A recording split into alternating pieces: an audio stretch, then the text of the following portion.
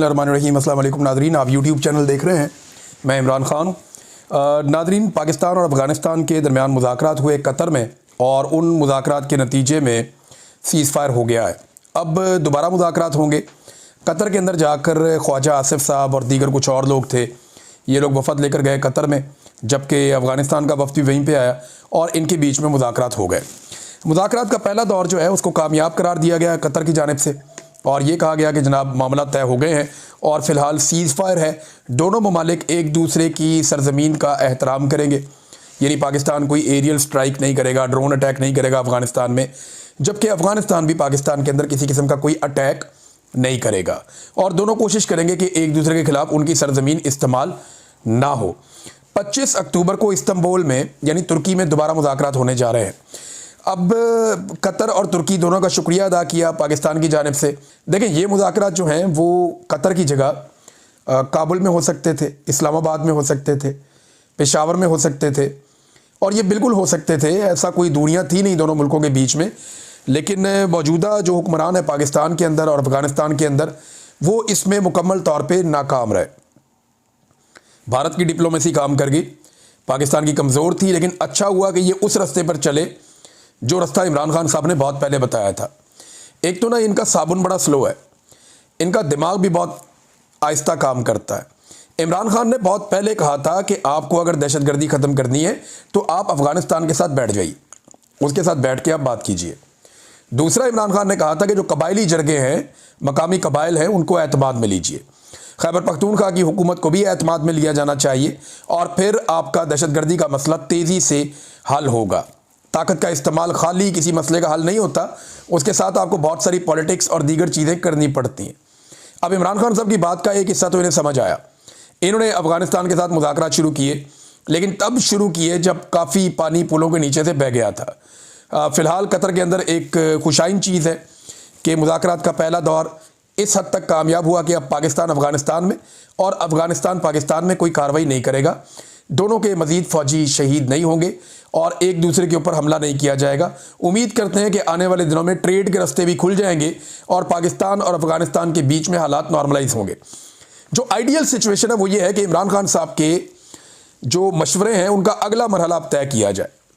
खैबर पख्तूनख्वा की हुकूमत को इन्वॉल्व करें, प्रॉपर तरीक़ेकार बनाएं कि अफ़गान मुहाजिरीन वापस कैसे जाएंगे, उन्हें इज़्ज़त के साथ वापस भेजें। आपने इतनी दहाइयों तक उनकी मेहमान नवाजी की है, अब आखिर में आकर अब दूध में मेंगने तो ना डालें।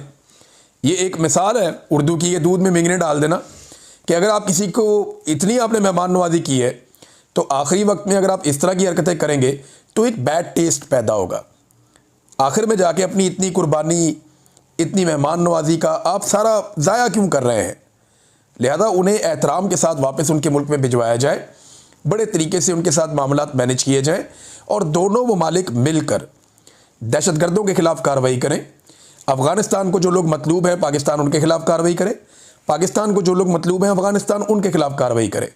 जब दोनों ममालिक की सरज़मीन तंग हो जाएगी दहशतगर्दों के लिए तो उनके पास दो रास्ते होंगे, या तो वो दीवार के साथ लग जाएंगे, उनको मरना पड़ेगा, या फिर उन्हें हथियार फेंकने पड़ेंगे और सरेंडर करना पड़ेगा सरकार के सामने। तो ये एक आइडियल सिचुएशन हो सकती है जिसका तज़किरा इमरान खान साहब ने एक मरतबा नहीं कई मरतबा किया है। बहरहाल अब दूसरे ममालिक हमारी सुलह करवा रहे हैं अफ़गानिस्तान के साथ और ये वो अफ़गान तालिबान हैं जिनको हमने खुद बनाया था। मैं ज़िया-उल-हक़ का एक स्टेटमेंट सुन रहा था जिसमें वो ये कह रहा था कि अगर जनाब रूस को ना रोका गया अफ़गानिस्तान में और अफ़गानों को शिकस्त हो गई तो पाकिस्तान मलिया मेट हो जाएगा। डरा डरा के पाकिस्तानियों को इतने डॉलर इकट्ठे किए ज़िया-उल-हक़ ने और उसके जर्नैलों ने, पाकिस्तान में क्लाशनकोव कल्चर और मनशियात ला के तबाह बर्बाद कर दिया पूरी कौम को। ये पहला जो इसका कसूरवार है ज़िया-उल-हक़। उसके बाद जनाब मुशर्रफ का टाइम आया तो वो अमेरिका की जंग का हिस्सा बन के उन्हीं तालिबानों के ख़िलाफ़ हो गया और एक नई जंग में उसने पाकिस्तानियों को झोंक दिया कि जनाब अगर अमेरिका की बात ना मानी और वो आ गया तो वो पाकिस्तान को पत्थर के दौर में धकेल देगा। अब ये एक मुशर्रफ साहब का भी खौफ था, ज़िया-उल-हक़ भी बुज़दिल था, मुशर्रफ भी बुज़दिल था। तो इन दोनों ने हमें एक ऐसी जंग का हिस्सा बनाया जिसका पाकिस्तान को हिस्सा नहीं बनना चाहिए था। और अब अगर आप बात करें तो मौजूदा जो मिलिट्री क़यादत है वो भी इस खित्ते को और इस सारे रीजन को ऐसे ही देख रही है। हालांकि होना ये चाहिए कि हम अफ़गानिस्तान के साथ मामला तय करें और दहशतगर्दी के खात्मे के लिए मिलकर काम करें। ताकि दोनों को कामयाबी मिल सके और हमारी जो मगरबी सरहद है वो हमेशा के लिए महफूज हो जाए। नादरीन, गज़ा के हवाले से पाकिस्तान ने एक मुआहदा तो किया है, मुआहदे के ऊपर दस्तखत भी किए हैं। डोनाल्ड ट्रंप के बकौल जो गज़ा का अमन मुआहदा है उस पर सारों ने दस्तखत किए हैं। शहबाज शरीफ वगैरह मुकर गए थे कि जनाब हमने तो दस्तखत किए जिस पेपर पे, वो तो पेपर में कुछ और लिखा था, यहाँ पे तो कुछ और है। लेकिन जब वो पेपर सामने आए और जब डोनाल्ड ट्रंप ने कहा तो इन्होंने उसको डिनाई नहीं किया। डोनाल्ड ट्रंप ने कहा जी इन्होंने इसी मुआहदे के ऊपर दस्तखत किए हैं और ये पहले दिन से मेरे साथ हैं और ये कह रहे हैं जी शुरू से हम आपके साथ हैं, और उन्होंने मुझे पूरी सपोर्ट दी है। और स्पेशली उसने नाम लिया शहबाज शरीफ का और आसिम मुनीर का, वो इनसे बहुत खुश था दोनों से। तो डोनाल्ड ट्रंप ने तो ये वाजे कर दिया कि जनाब ये उसके अंदर हिस्सेदार है। अब उस मुआहदे के तहत तो अमन होना चाहिए था, जंगबंदी होनी चाहिए थी, लेकिन लगातार इसराइल फ़लस्तीनियों का वहाँ पे कत्लेआम कर रहा है। अब एक और बड़ी अफसोसनाक खबर आई है, फ़लस्तीनियों से भरी हुई एक बस के ऊपर हमला किया गया, इसराइल ने हमला किया, 11 फ़लस्तीनी शहीद कर दिए। इनका ताल्लुक़ एक ही ख़ानदान से था। रोज़ाना खबर आती है, कभी 10 शहीद कर दिए, कभी 20 शहीद कर दिए, कभी इससे ज़्यादा शहीद कर दिए। तो कत्लो गारतगिरी का सिलसिला रुक नहीं रहा। तो जो मुआहदे पे दस्तखत करने वाले मुल्क थे, क्या उनमें से किसी एक मुल्क ने भी अमेरिका से रब्ता किया और उस मुल्क ने कहा हो कि जनाब आपने जंगबंदी करवाई है? ये क्या हो रहा है? बदस्तूर वहाँ पे कत्लेआम हो रहा है, ये कैसी जंगबंदी है? इसके बावजूद कत्लेआम नहीं रुक रहा। तो पाकिस्तान को इसके ऊपर आवाज़ उठानी चाहिए। देखें, 3 चीज़ें हैं जिस पे पाकिस्तान की गवर्नमेंट को क्लैरिटी लेकर आनी पड़ेगी। नंबर 1 कि ये जो कत्लेआम अब हो रहा है ये मुआहदे की खिलाफ वर्जी है जिस पे दस्तखत करवाए गए थे, लिहाजा अमेरिका मुआहदे की पासदारी करवाए। नंबर 2, अब्राहम अकॉर्ड के ऊपर डोनाल्ड ट्रंप का दावा है कि सऊदी अरब के साथ साथ सारे मुल्क इसको कबूल कर लेंगे, इसराइल को तस्लीम कर लेंगे। तो क्या पाकिस्तान करेगा या नहीं, इसमें क्लैरिटी लेकर आए। तीसरा, डोनाल्ड ट्रंप ने खुद कहा कि उनकी फ़ौज वहाँ जाएगी ज़रूर, लेकिन हमास को गैर मुसल्लह करने का काम उनकी फ़ौज नहीं करेगी, वो और लोग करेंगे उनके लिए। तो और लोग जो हैं वो फ़ौजी होंगे जो ये काम करेंगे। तो बाकी फ़ौजें तो इंडोनेशिया की, पाकिस्तान की और कुछ और जगहों से जा रही हैं। तो पाकिस्तान इसमें भी क्लैरिटी लेकर आए कि क्या पाकिस्तान वहाँ फ़ौज भेज रहा है, और अगर भेज रहा है तो किस काम के लिए भेज रहा है, और क्या वो हमास के साथ कोई मुज़ामत में या हमास के साथ किसी मुखालफत में जाएंगे, या वो इसराइल के ख़िलाफ़ वहाँ पे जा रहे हैं, किस काम के लिए जा रहे हैं, इसके अंदर भी क्लैरिटी लेकर आनी चाहिए। नाज़रीन, इसमें एक और ख़बर है कि क्या पाकिस्तान को अब्राहम अकॉर्ड ज्वाइन करना चाहिए। इस पर फ़वाद चौधरी साहब बेसिकली एक लिबरल आदमी है, फ़वाद चौधरी साहब, और इस एक्सट्रीम पे वो चले जाते हैं कि यानी वो कहते हैं कि तहरीक लब्बैक के लोगों को अगर गोलियां भी मारी गई, कुचला भी गया तो भी ठीक है। हत्ता कि वहाँ पे मेरे ख्याल में मैंने काफ़ी सारी लाशों की तो तस्वीरें मेरे पास हैं जो तहरीक लब्बैक वाले भेजते रहे।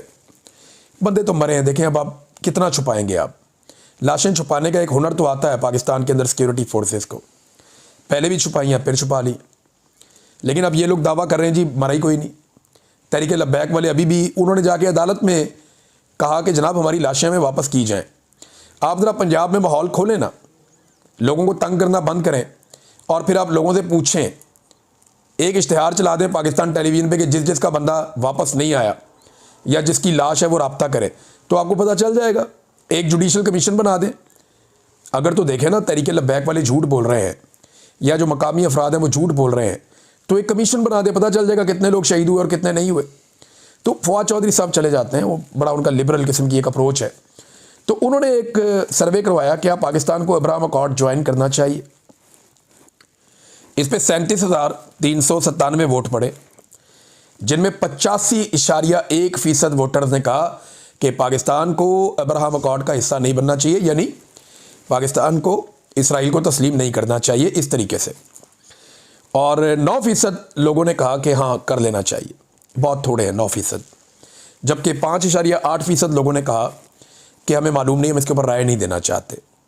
लेकिन 85.1% लोगों ने कहा कि अब्राहम अकॉर्ड को पाकिस्तान को तस्लीम नहीं करना चाहिए या उसका हिस्सा नहीं बनना चाहिए। ये जनाब फ़वाद चौधरी साहब ने करवाया था। तो लोगों की आवाज़ जो है, जो जमहूर की आवाज़ होती है, वही किसी जमहूरी मुल्क के अंदर हकीकी राय होती है। नाज़रीन, तहरीक लब्बैक की जानिब से भी अब ख़बरें आना शुरू हो गई हैं, और ये कुछ सहाफ़ियों ने इसको पोस्ट किया और उन्होंने दावा किया कि तहरीक लब्बैक ने ये स्टेटमेंट दिया है कि 13 अक्टूबर को जो किया गया वो 13 अप्रैल 1919 को जो जलियांवाला बाग में हुआ था उसको दोहराया गया। जलियांवाला बाग में आप अगर 13 अप्रैल 1919 को अगर आप निकाल के पढ़ें तो आपको पता चलता है कि एक जनरल डायर हुआ करता था और बड़ी इबरतनाक मौत हुई उसको बाद में। तो जनरल डायर ने जलियांवाला बाग में घेर के लोगों का कत्लेआम कर दिया था और उसके बाद एक बड़ी खौफनाक तहरीक चल गई थी। तो इन्होंने कहा ये जलियांवाला बाग की तरह का वाक़या हुआ। यही बात जो है वो आरिफ अलवी साहब ने भी कही थी। अब उन्होंने मुतालबात ये किए कि एक तो जुडिशल कमीशन बनाया जाए, इस पर तमाम जितनी भी पार्लियामेंट के अंदर जमातें हैं वो इस साने का इसकी मजम्मत करें। CM Punjab, IG Punjab, IG Islamabad, इनको ओहदों से हटाया जाए, एक और पुलिस वाला उसको भी, और इक़दाम कत्ल और दहशतगर्दी की FIRs इनके ख़िलाफ़ दर्ज की जाएँ और तमाम मदारस और मसाजिद जो बंद कर दी गई हैं उन्हें वापस खोला जाए। अब मैं एक चीज़ आपको और बताता हूँ, मेरे सोर्स है उसने मुझे ये बात आज से कुछ अर्सा पहले बताई थी और बड़ी डेंजरस ये बात है, बड़ी खौफनाक है। और ये मेरा सोर्स जो है वो इस वक्त गवर्नमेंट का हिस्सा है। उसने मुझे कहा कि हमें तो ये बड़ी क्लैरिटी के साथ कह दिया गया एस्टेब्लिशमेंट की जानिब से, जो हम कहते हैं वो करो, आंखें बंद करके करो, जो हम कहते हैं वो कर दो। ये मत देखेंगे पब्लिक उसके बारे में क्या सोचती है, उसका नतीजा क्या निकलेगा, अदालत क्या कहेगी, कल क्या होगा। कंट्रोल करना हमारा काम है। जो हम कहते हैं आंखें बंद करके करो। ये पैगाम ना सिर्फ हुकूमतों को दिया गया बल्कि ब्यूरोक्रेसी को भी दिया गया कि आप हमारी बात मानते जाएं, आपका तहफ़्फ़ुज़ हमारी जिम्मेदारी। ये इस वक्त पाकिस्तान की मिलिट्री एस्टेब्लिशमेंट का रवैया है। तो सियासतदानों को भी पता है कि ना वो पहले वोट से आए, ना दोबारा उन्होंने वोट लेने, और अब तो वोट उनको डालना ही, कुछ किसी ने वोट नहीं डालना, कुछ वोट उनको पड़ेगा भी नहीं। तो उनको भी इस बात का आइडिया है कि जब तक एस्टेब्लिशमेंट को वो ज़िंदा रख सकेंगे तब तक वो खुद ज़िंदा रह सकेंगे। लिहाजा वो एस्टेब्लिशमेंट की सहूलतकारी कर रहे हैं इस उम्मीद पर कि एस्टेब्लिशमेंट उनकी सहूलतकारी करेगी। लेकिन जितना मैं मिलिट्री एस्टेब्लिशमेंट को स्टडी कर चुका हूँ आज तक, या जितने भी हमारे सीनियर लोग हैं, वो ये कहते हैं कि ये बहुत बुरे धोखेबाज हैं। ये ऐसा धोखा देंगे, इनसे काम भी करवाएंगे, बाद में इन्हें जूते भी मारेंगे और इनका बेड़ा गर्क भी कर देंगे, और ये पूरी दुनिया होता हुआ देखेगी भी। नाज़रीन, कुछ नौजवानों ने एक ट्रेंड चलाया हुआ पाकिस्तान में, मैं वो देख रहा था, मुझे बड़ी तकलीफ़ हुई। अच्छे खासे नौजवान है, कोई मुंह पे उंगली रख के बैठा हुआ है, कोई आंखों पे हाथ रख के बैठा हुआ है और एक खामोश एहतजाज कर रहे हैं तहरीके लब्बैक के ख़िलाफ़। जो एक ऑपरेशन हुआ, सानिया हुआ, उसके ऊपर कोई मुंह पे टेप चढ़ा रहा है, कोई मुंह पे उंगली रख रहा है, कोई आंखों के ऊपर हाथ रख रहा है कि मैं देख नहीं रहा, मैं बोल नहीं रहा। ये खामोश एहतजाज है। देखिए, मैं नौजवानों से ये कहना चाहता हूँ कि ऐसा एहतजाज उन मुल्कों में होता है जहाँ पे जमहूरियत होती है, इंसानी हुकूक होते हैं, जहाँ पे जमहूरी इक़दार होती हैं, जहाँ पे गैरत बाकी होती है, जहाँ पे इंसानियत बाकी होती है। ये उन मुल्कों के अंदर होता है। जिस मुल्क के अंदर आप रहते हैं और जहाँ पे ये सानिया हुआ है, वहाँ पे ये सारी चीज़ें ख़त्म हो गई। अगर बांग्लादेश के और नेपाल के और श्रीलंका के नौजवान मुंह पे उंगलियां रखते और आंखों के ऊपर हाथ रखते तो वहाँ पे कभी तब्दीली नहीं आती। उन्होंने मुंह पे उंगली नहीं रखी, उन्होंने चिल्लाकर अपनी आवाज़ उठाई, उन्होंने आंखों पे हाथ रखने के बजाय अपनी आंखें खोली और लोगों की भी आंखें खोली। तो ये एक मरियल सा एहतजाज करने से कुछ नहीं होगा। ये वक्त है मुज़ाहमत करने का। नौजवानों को मुज़ाहमत करनी चाहिए। अगर वो गलत चीज़ देखते हैं तो उसके ख़िलाफ़ आवाज़ उठाएं, उसे रोकने की कोशिश करें। जुल्म के ख़िलाफ़ खड़े होना बहुत ज़रूरी होता है, उसके आगे बंद बांधना बहुत ज़रूरी होता है। और म्यूज़िक लगाया जा रहा है कि ऐसे दस्तूर को, सुबह बेनूर को, मैं नहीं मानता, मैं नहीं मानता। आजकल बड़ा वायरल है ये म्यूज़िक।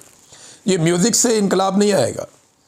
आप अपने मुंह पे उंगलियां रखेंगे, इससे आपको इंसाफ नहीं मिलेगा। आप अपनी आंखों पे हाथ रखेंगे, आपको इंसाफ नहीं मिलेगा।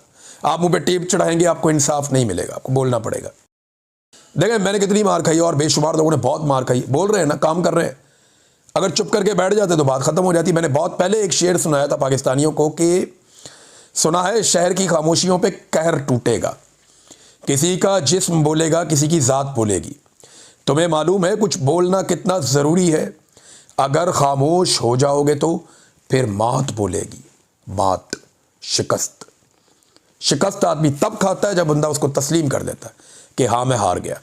जब तक आप हार नहीं मानते, आपका मुकाबला जारी रहता है। तो मेरा पाकिस्तानियों से उम्मीद है कि आपसे इससे बेहतर की उम्मीद है। आपने मुंह पे उंगली रख ली और आंखों पे पट्टी बांध ली, फिर तो आप फारिग हैं। कुछ लोग ऐसे हैं जो धोखा भी देते हैं। मिसाल के तौर पे हाफिज़ नईमुर रहमान साहब हैं। मैं सेनेटर मुश्ताक साहब का इंटरव्यू सुन रहा था और मैं हैरान हो रहा था कि ये क्या चल रहा है इस मुल्क में। हाफिज़ नईमुर रहमान साहब जिस वक्त जलसों में खड़े होकर ये मुतालबात कर रहे थे इमरान खान से कि आप ट्वीट क्यों नहीं कर रहे इसराइल के खिलाफ, हालांकि बेशुमार ट्वीट्स हैं इमरान खान की इसराइल के खिलाफ, ढेर लगा पड़ा है, ट्वीटों का एक लंडा बाजार है और ट्वीटों से कुछ नहीं होता। इमरान खान साहब ने बहुत ट्वीट किए, बड़े स्टेटमेंट दिए हुए हैं और सबको उनकी पोजीशन पता है। उन्होंने कहा इमरान खान साहब ने कि जनाब ये फ़लस्तीनियों को उनका हक मिल जाए, उसके बाद आप अगली बात करें। इमरान खान साहब ने एक दफ़ा नहीं कई मरतबा कहा। तो हाफिज़ नईमुर रहमान साहब इमरान खान साहब से तो मुतालबा कर रहे थे कि आप ट्वीट करें, लेकिन उन्होंने कुछ भी शहबाज शरीफ को या आसिम मुनीर साहब को नहीं कहा जो डोनाल्ड ट्रंप साहब से मुआहदा करके आए थे। और सेम टाइम में जब वो इमरान खान से मुतालबा कर रहे थे कि आप ये वाली ट्वीट करें, उसी वक्त वही हाफिज़ नईमुर रहमान साहब बकौल सेनेटर मुश्ताक के कोशिश कर रहे थे कि सेनेटर मुश्ताक गज़ा ना पहुंच पाए। अंदाज़ा करें आप। अब इसको मुनाफकत ना कहें तो क्या कहें। अब इसके ऊपर जो क्लैरिटी है वो तो हाफिज़ नईमुर रहमान साहब ही दे सकते हैं, जमात इस्लामी के अमीर।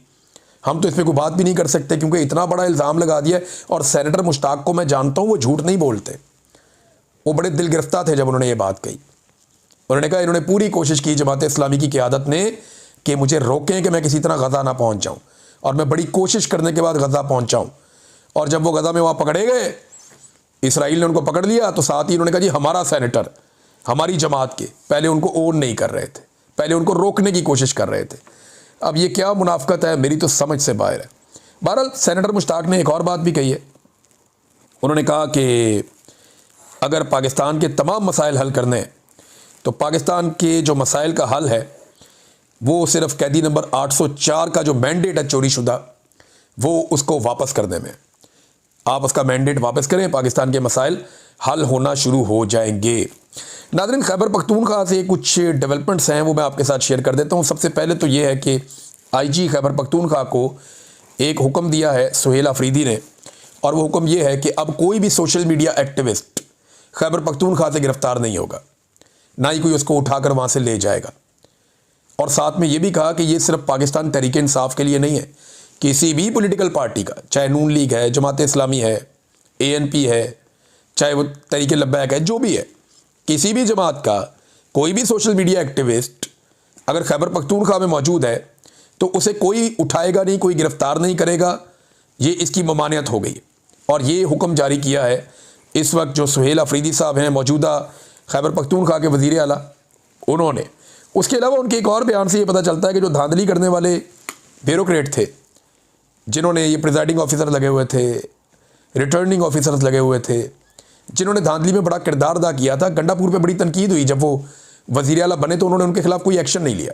हालांकि पहले वो कहते रहे कि जिन अफसरान ने धांधली के अंदर किरदार अदा किया है उनके खिलाफ एक्शन होगा।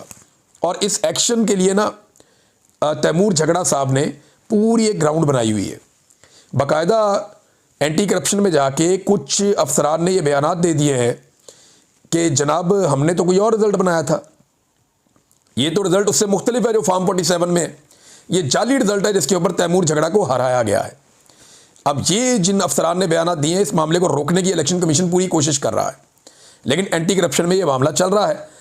अब सुहेल अफरीदी साहब ने इस बात का इंदिया दे दिया है कि कमबख्ती आएगी उन अफसरान की जिन्होंने खैबर पख्तूनख्वा के अंदर धांधली की थी। काबीना का अभी तक अनाउंसमेंट नहीं हो सका, खैबर पख्तूनख्वा की मुशावरत उसके ऊपर जारी है। इमरान खान साहब से मुशावरत का इंतज़ार है कि उनसे मुलाकात हो जाए तो मुशावरत हो जाएगी। वैसे इमरान खान साहब की मुलाकात होगी ना सुहेल अफरीदी से, तो ये बात तो पक्की है कि निज़ाम बड़े गौर से सुनेगा, कैमरे भी बड़े टाइट करके लगेंगे, खुफिया माइक्स भी लगेंगे, बहुत सारी चीज़ें वहाँ लगाई जाएंगी, पूरी बगिंग की जाएगी ताकि एक एक लफ्ज़ और एक एक एक्सप्रेशन नोट किया जाए कि इमरान खान साहब सुहेल अफरीदी को क्या कहते हैं और वो वहाँ से क्या पैगाम लेकर जाते हैं। निज़ाम एक एक चीज़ को नोट करेगा जब ये मुलाकात होगी, ताकि उसके बाद वो अगली हिकमत अमली बना सकें। फ़िलहाल तो मुलाकात नहीं करवाई जा रही, देखते हैं क्या बनता है। उन्होंने एक अदालत के अंदर एक डॉक्यूमेंट भी जमा करवाया, एक अपील भी की हुई है। अब इस्लामाबाद हाई कोर्ट से इंसाफ की उम्मीद बहुत कम ही रहती है, लेकिन ये है कि चलें और कुछ नहीं होगा तो इस्लामाबाद हाई कोर्ट मज़ीद एक्सपोज तो ज़रूर होगी। मौलाना फजलुर रहमान साहब के हवाले से नजम सेठी ने दावा किया कि वो अफरा तफरी फैलाना चाहते हैं। दो ही चीज़ें हो सकती हैं ना, फजलुर रहमान साहब की सियासत का उसूल तो सिर्फ फ़ायदा है, मुनाफा, कि जितना मैक्सिमम मुनाफा वो कमा लें। देखें ना, जो इनके वालिद गिरामी थे वो दरवेश आदमी थे, उनकी बड़ी इज्जत थी सियासत में।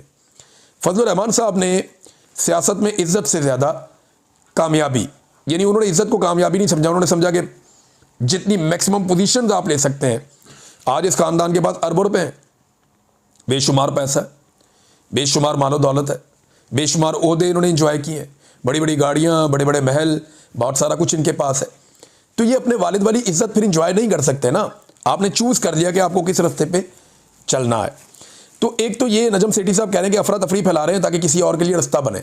सादी बात ये, वो ये कहना चाह रहे हैं कि मार्शल लॉ लगने का रास्ता बने, फजलुर रहमान अफरा तफरी फैलाएंगे। और ये क्या पिद्दी और क्या पिद्दी का शोरबा, ऐसे थोड़ी लग जाते हैं मार्शल लॉ, ये नहीं लगना। हाँ, एक और बात कुछ लोग कह रहे हैं जिसमें मुझे यकीन आता है कि फजलुर रहमान साहब 27वीं आईनी तरमीम के लिए अपना रेट बढ़ाने की कोशिश कर रहे हैं और उसके सौदे के लिए तैयारी हो रही है कि 27वीं आईनी तरमीम जब की जाए तो फजलुर रहमान साहब को उनकी मर्जी का रेट मिलना चाहिए। अब तक के लिए इतना ही। अपना ख्याल रखिएगा, अपने इस चैनल का भी। अल्लाह हाफ़िज़।